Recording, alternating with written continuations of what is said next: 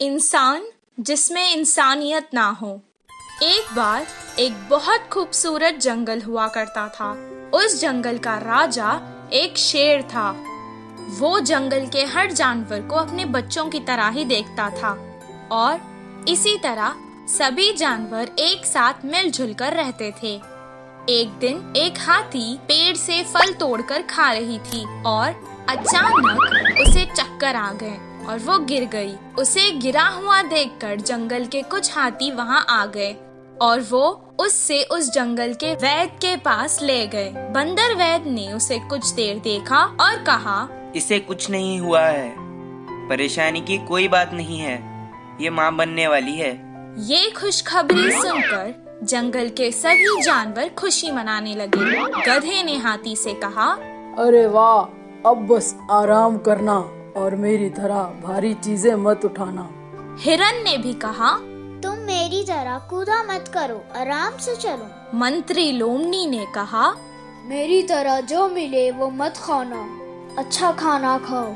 कौवे ने कहा, तुम्हें अगर कुछ भी चाहिए तो मुझे आवाज दे देना। ये सब सुनकर राजा ने कहा, हमारे हाथी मित्र की अब हम सबको ही मिलकर देखभाल करनी चाहिए।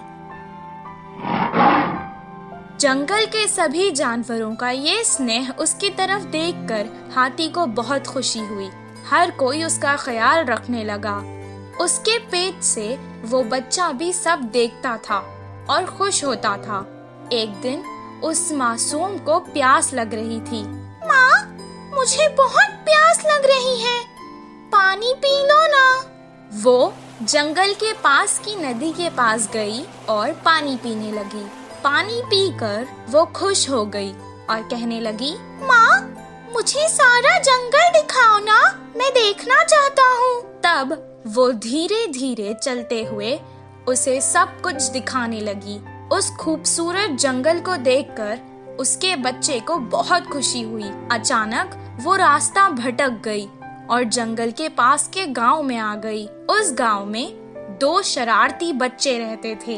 वो हमेशा सबको सताते और खुश होते थे। गांव के मुखिया की कई डांट पड़ने के बाद भी वो ना बदले, बल्कि उनकी शरारत दिन ब दिन और बढ़ती चली गई।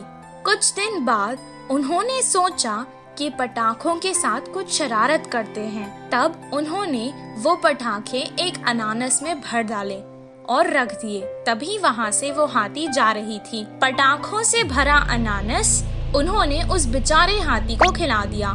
वो खाते ही अचानक हाथी के मुंह में वो अनानास फट गया और उस बेचारे हाथी का मुंह बुरी तरह से जख्मी हो गया। वो बेचारी तड़पती हुई यहाँ वहाँ भागने लगी, लेकिन उसे ऐसे देखकर उन दोनों शरारती बच्चों को बहुत मजा आने लगा। वो भागते भागते वापस जंगल आ गई और अपने मित्रों को सारा हाल सुनाने लगी। वो सब एक जगह जमा होकर बहुत दुखी हो गए। उसे सुनकर बंदर ने कहा, ये बहुत गंभीर समस्या है, इसका इलाज मेरे पास नहीं है।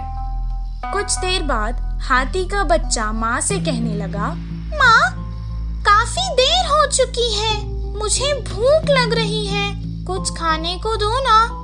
बेचारी मुंह जख्मी होने के कारण ना खुद कुछ खा पा रही थी और ना अपने भूखे बच्चे को कुछ खिला पा रही थी। वो वापस नदी में गई और पानी से ही अपने बच्चे की भूख मिटाना चाहती थी। कुछ देर पानी पीने के बाद उसने अपने मासूम बच्चे से रोते हुए कहा, बेटा, मुझे माफ कर देना, मैं तुम्हें इस जालिम दुनिया में नहीं आने दूंगी। इतना कहकर उसने अपनी जान दे दी। हाथी की मृत्यु देखकर जंगल के सभी जानवर दुखी हो गए और उस घटना के बाद कभी कोई उस जंगल से बाहर नहीं गया।